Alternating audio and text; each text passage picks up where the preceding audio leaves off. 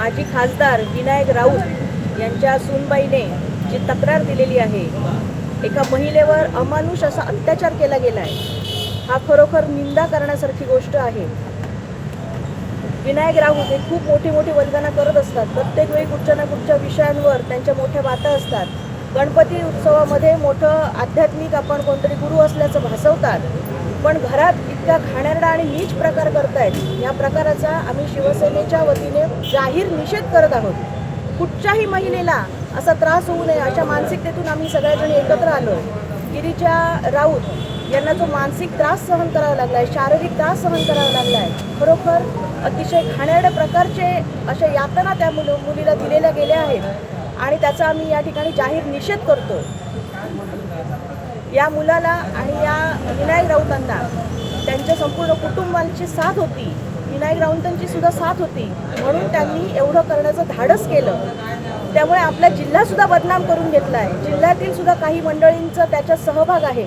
माझी अशी विनंती आहे की मी त्याप्रमाणे तशी एसपींकडे तक्रार पण दिली आहे आणि आता आम्ही सगळ्याजण एसपींकडे जाणार आहोत की या सर्व माय लेकांना आणि या बापाला अटक व्हावी, विनायक राऊत माणसाला अटक व्हावी।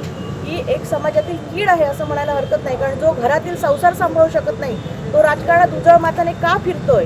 त्यामुळे निश्चित या माणसाला अटक व्हावी आणि अशी कुणालाही पुढे भविष्यात अशी घरातल्या एका लक्ष्मीला, घरातल्या एका कुटुंबातील गृहिणीला अशी कधीही कोणी हीन वागणूक देऊ नये, इतका तिचा मानसिक छळ करू नये आणि या विरोधात आम्ही हा आवाज उठवला आहे। राजकारण करण्यासाठी आमच्याकडे असंख्य प्रश्न आहेत आणि ते अगदी उजवे आहेत। एका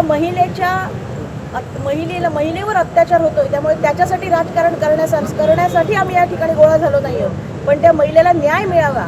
राजकीय क्षेत्रातली व्यक्ती असल्यामुळे तिच्यावर कुठल्याही प्रकारचा दबाव येऊ नये आणि ती सक्षमपणे ह्या लढ्याला सार्थपणे उभी राहावी आणि तिच्या पाठीशी आम्ही सर्वजणी महिला म्हणून उभी आहोत आणि या ठिकाणी आम्ही विनायक राऊतचा निषेध करतोय।